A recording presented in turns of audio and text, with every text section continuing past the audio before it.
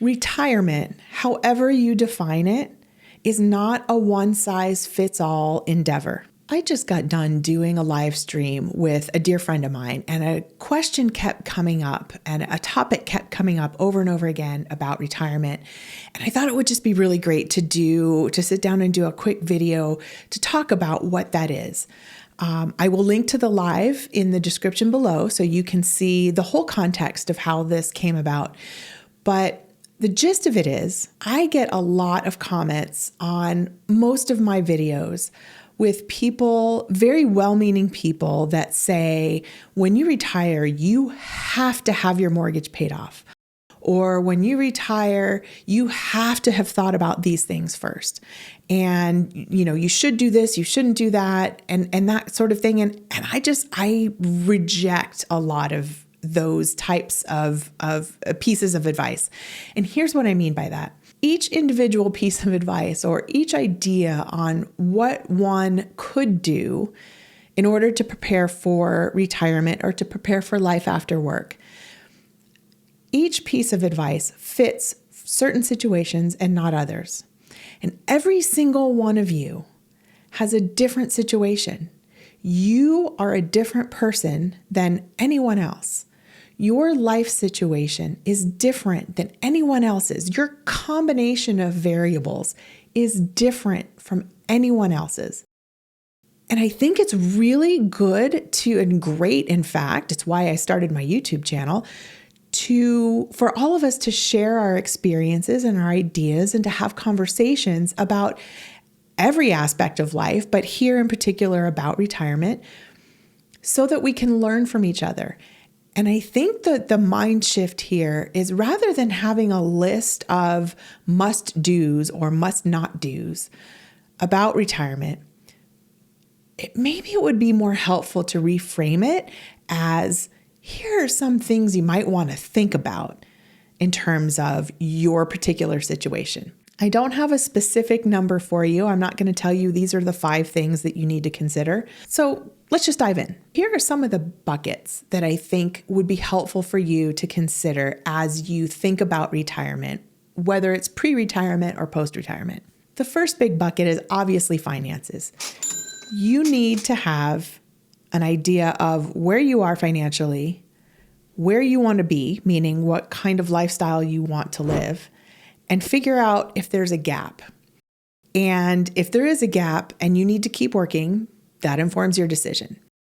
But finances that's a big bucket. It doesn't just mean, should I keep working and have income or should I not? There are also other considerations, like one of the pieces of advice that I see a lot is, you absolutely must pay off your mortgage if you have one before you retire.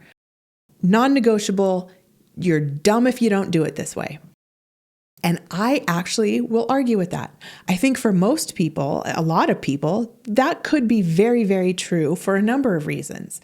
Number one, it reduces your risk, right? You have a roof over your head and it's not costing you an arm and a leg to pay on a mortgage every month. And there are also psychological considerations. It feels safer to have a house that's paid off. It just does. I get it. But there are a lot of you wouldn't want to pay off your mortgage. I'm a great example of that. When we moved out of our house, and here's where it's sort of the absolutes, you must pay off your mortgage. Well, if I had followed that advice, I wouldn't be in as good of a position as I am right now. When I retired, my husband and I knew we didn't want to live in that house anymore. We knew we were going to move.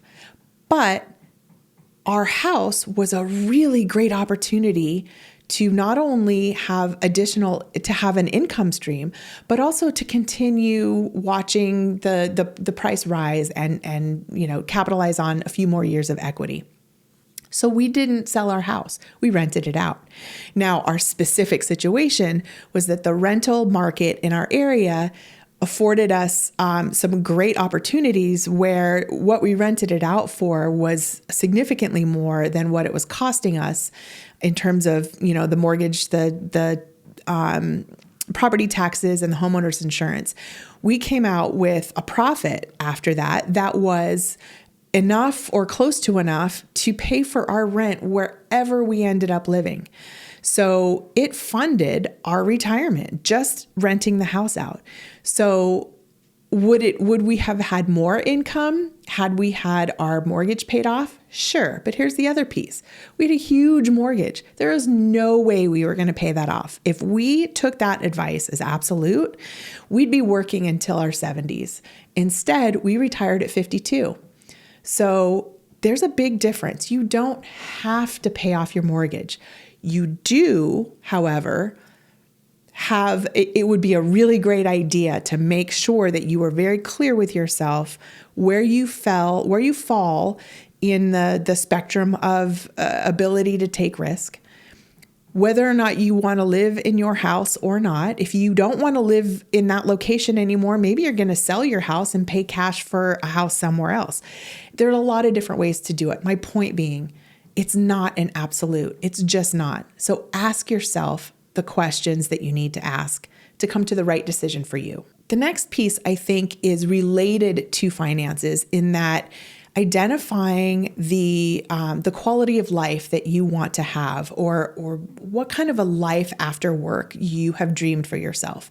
What does that look like, and what do you need to make that happen? Maybe you need to move to make that happen. Maybe what you really want to do is stay where you are and live more frugally. Or maybe you are lucky enough that you can just retire and keep living the same kind of life that you've been living without having to reduce your standards of living. Whatever that is for you. Again, see, there is no one size fits all, but putting some thought ahead of time into your desired lifestyle will help inform all of that. And the other related piece is risk tolerance. The earlier you retire, the more risk you are assuming relatively, right? If you work until you're 65 or 70, you know you've probably got another 15, 20, 25 years of life ahead of you. When you retire at 50, you could have 5, 10, 15 years of life ahead of you. You could have 30 plus 40 years of life ahead. You don't know, right? So you've got a longer period of time that you have to plan for. And you also, on the upside, have more time to overcome obstacles, more time to, if your investments have declined in a down market, you have more time for those to come back before it really affects you. So risk tolerance is a super good thing to think about in terms of deciding whether you're financially ready or not. But it also isn't just about finances. Your risk tolerance for just your day-to-day living. Do I really just feel comfortable where I am and I want to stay here and it feels too scary to pick up and move somewhere else? Or are you like, yeah, I want to go live in a different country. I want to go, live in a different part of my own country. I want to try new things. That's a different way of going about post-career life also. So you have to figure out for yourself how much risk you're willing to take and how much you want to take or you might need to take in order to fulfill the life that you dream for yourself. Another really important consideration to think about is your physical health. Will you have medical needs going forward? Or can you live in a place where, you have to walk up 3 flights of stairs to get to? And are you physically healthy enough to do that?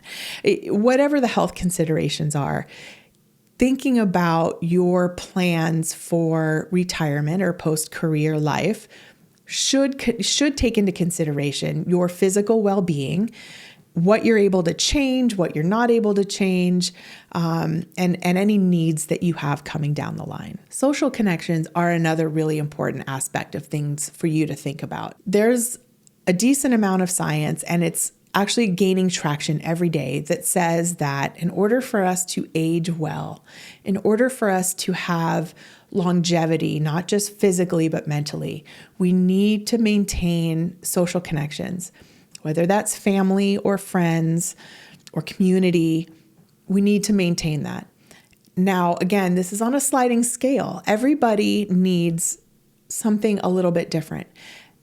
How you engage with folks is specific to you. Your cadence for how you engage with people, the number of people that you have in your life is going to be different.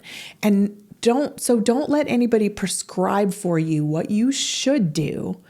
Instead, do some introspection, think about what you know about yourself. And if you don't know this about yourself, maybe take some time to learn this about yourself, what it is that you might need going forward in terms of setting up your social and emotional connections. It is really important to have some in your life. And I will likely do a whole other video on that. In fact, I have somebody in mind who I really want to have join me on my channel for a conversation about this exact topic. So stay tuned for more on that. But it is a bucket that you should consider, that you would do well to consider where you fall in that so that you understand your needs rather than having somebody else tell you what you should do. Another bucket you might want to think about if you're considering retirement is how much stress your current job causes you, how much stress your current lifestyle causes you. Are you in the mode of hustle culture? Are you in the mode of, you've got a really important high-level job or a job where people's lives depend on you doing your job well? That causes a lot of stress on the body, and stress is a killer. Now, we're always going to have some kind of stress. You can't get rid of all of your stress. You can work towards getting rid of all of your stress, but you can't get rid of all of it. But if you're on the fence about retiring or not, I would urge you to consider the stress level that your career creates for you. Is it hurting you? If you know it's hurting you, really, really think that through and maybe come up with another plan for how to disengage with that. If it's not stressful for you, if you get all kinds of joy out of it and there's just a little bit of stress here and there, maybe that's something you want to keep doing for a while longer. Maybe that's not a piece of the puzzle that you need to consider. But do think about that as one of the things to keep in mind as you're making that decision. Another piece that is a huge variable in what you should or shouldn't be doing in preparing to retire is your age. It's not rocket science. I could tell you, you know that somebody who is 45 would be thinking about retirement or life after their career, life after work, in a very different way than somebody who was 67, 68. You're just in a different part of life. You have different circumstances. There are different things to consider. Your health is different. Your money's probably different. Your runway for how much time you have to make changes in your life, the decisions that you need to make are very different for people earlier on in life versus later. So when you have somebody who's 65 who tells you, don't retire until you do this, or you should just go ahead and retire now and figure the rest out, and you're 45, that's a long time to bank on retirement savings. So don't take it as an absolute. Don't take any advice as an absolute, except this advice. No, I'm just kidding. Really think about how it fits into your system, into your life, into your circumstances. There are no absolutes. Everything is on a spectrum. Everything is nuanced, and nobody has the exact situation that you do. So choose for yourself, question everything, and think about pieces of advice that people give you in your context. It's not an absolute. You don't have to do it any certain way. What you want to do and what you can do are really the biggest things you need to think about. I hope that's helpful, and I appreciate you being here. If you haven't already, please like the video if you're still here. Hopefully you liked the video if you're still here, and subscribe if you would like more content about retirement and life after work. I'm so happy you joined me today, and I look forward to you being here next time.